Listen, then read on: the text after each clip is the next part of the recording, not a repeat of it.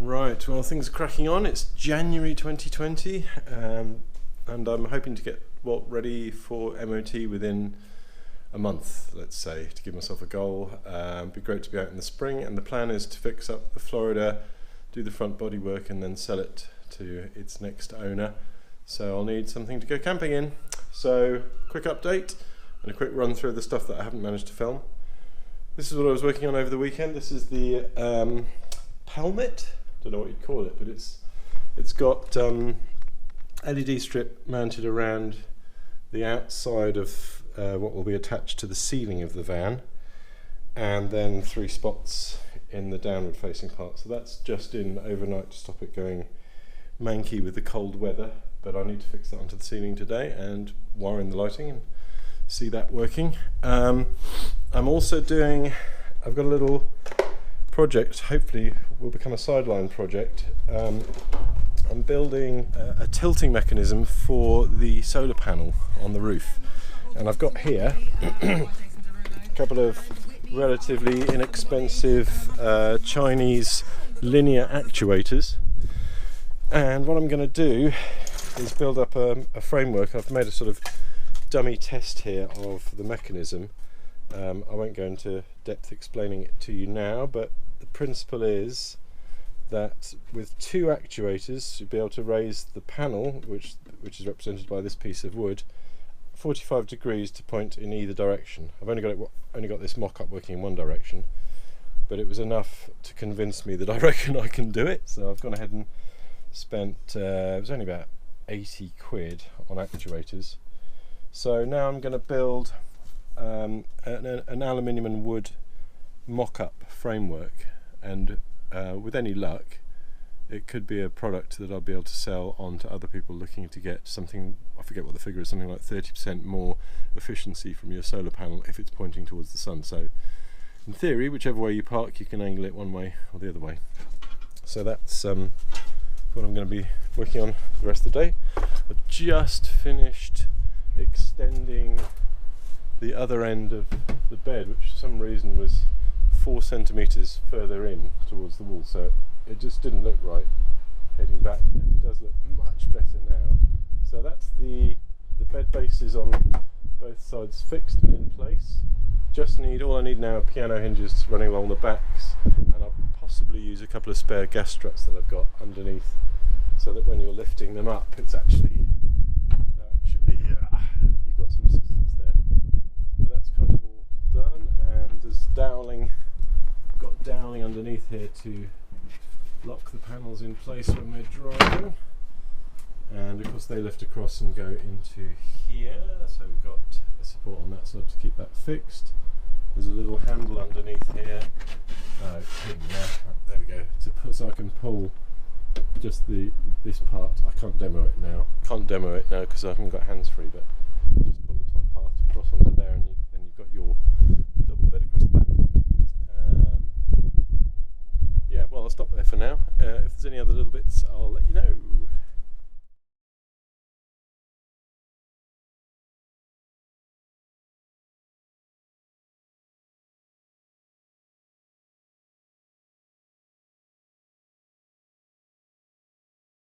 Winter night shifts continue, and tonight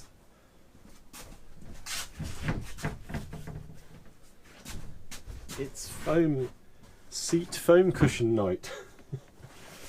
So I've ordered some of these offcuts, 70 by 20 inch, 3 inch thick memory foam, and I'm hoping it's going to be the right stuff and the right size because it was a good price.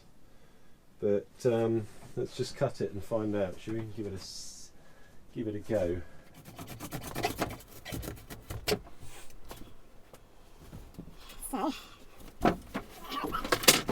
It's only 3 inches at the front here. It's going to be 4 inches at the back for the main bed, but that's really comfy. And it's memory foam, so it kind of holds the impression, but then springs back. It's a bit bright yellow, but cut to fit. It's quite smart. Obviously, it needs to be trimmed and covered and piped and all the close to it. But, it's quite high when you're when you're sitting here. Unfortunately, I need to raise the overhead locker. I mean, obviously I'm not going to be sitting here much, but it's still quite low. But you sit, even as a kid, you'll sit too high to look out the window, which is a real shame. I mean, you can see out the front, and obviously you've got the skylights. So this will be more of a dining place to sit to eat at a table. So it will certainly fulfil that function, because actually it's higher, so you've got a good angle for sitting with your legs at a table here. The table will come out sort of window height here, whereas the driver's seat, that's as high as it goes. So it's actually quite low down, or it will be quite low down at the table. So I don't know how often I'll actually be sitting in that seat to eat, but obviously for socialising and relaxing it's perfect. So yeah, lots of things coming into focus as the project progresses, continues. Next thing is figuring out where to mount the seat belts. This is going to be a double seat where my daughter will sit, and I've got a 3-point harness, and it's the whole reason really why I built the bed, the seat base the way I did, is so that she can have secure 3-point seat belt. So it's got to mount in there somehow, probably on the side, and clip down around on this side, and also not be in the way for camping and all the rest of it. So might need to make some adjustments to these cushions, but that's the principle. It's an MOT fail without the seat belts, since I've now built this seat, so I need to get that done this week before the retest on Thursday. So time to get the drill and probably the angle grinder out, because I need to cut access holes to the nuts on the back of the pillars. And I've got the seat base apart, and just sorting out mounting points that don't interfere with the seating position, and allow the seat belt to retract, all the rest of it. Drilled my 11mm holes, broke another drill bit, and I'm just about to mount this piece, the fastener, into here.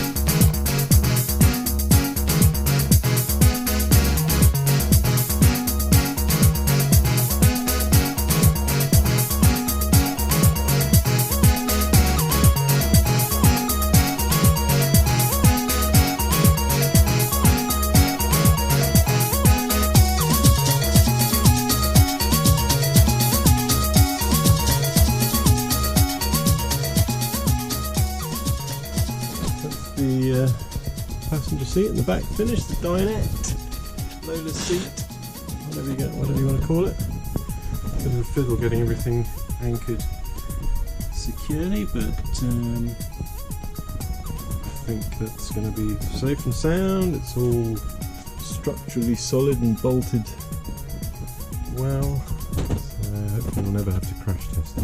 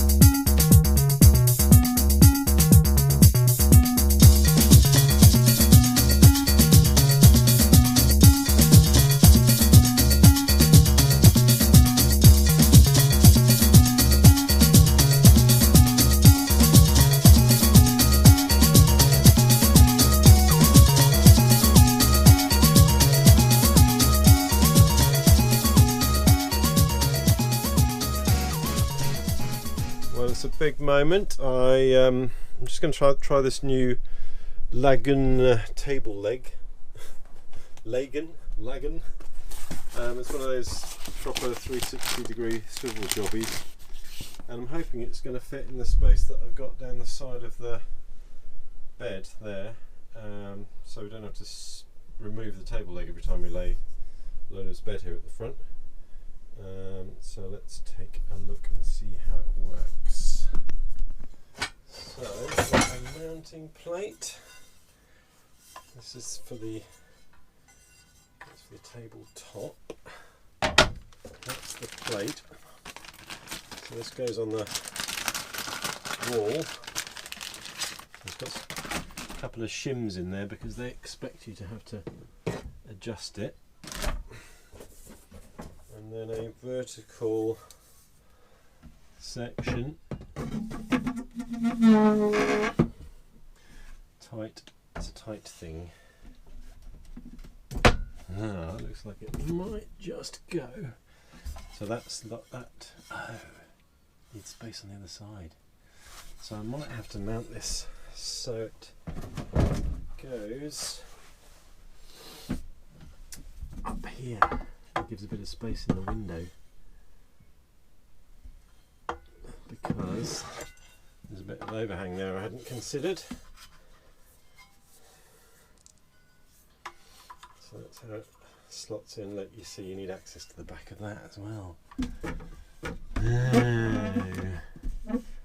Oh, that plug's going to be in the way. You don't really want to have to open the window to put the table leg up, do you? So this quite clever, that just slots in there. And this tightens it so it can go up and down. It's going to bring it out too far. I'm going to need to make some adjustments. Okay, well, the leg does come off with a handle, one turn of a handle, and the whole thing can come out. So it might still be an option. I think it's still quite high there, but I was going to try this lovely piece of bamboo that Rob has kindly gifted to me to see how high this needs to be. The height's obviously adjustable as well, but I've got that problem with clearance. So let's put the seat base cushion down and see how that height is. It's quite high actually, so we'll need to go lower than that. So that's quite high for Lola. So it's going to be really high for me sitting on that side. Nice to have the table there for the first time though.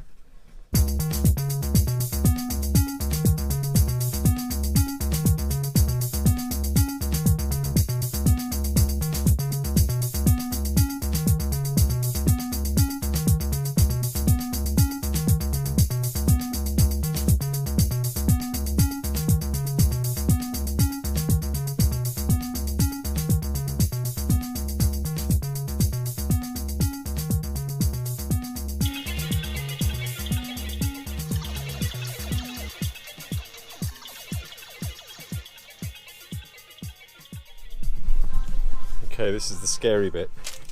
I'm going to cut the bamboo, this lovely slab that I've got from Moso. It's too big to have open the whole time. It's sitting behind the driver's seat for the passenger to use in the dinette. So I'm going to fix the Lagun table leg base onto the bottom obviously, and I want to have a third of the bamboo fold over onto itself. So I've got these hinges, two of these hinges to hinge it, one either side of the base, and I've just got to make the cut now. Hope I don't splinter the wood, and hope that I've measured correctly. This is exactly a third. I will measure that again. 17 and and this will therefore be 34. Oh, that is short. Damn, I've already drawn a line on it in pen. It's not by much though, I'll just have to cut on this side of the line. Anyway, needs to happen, so here we go.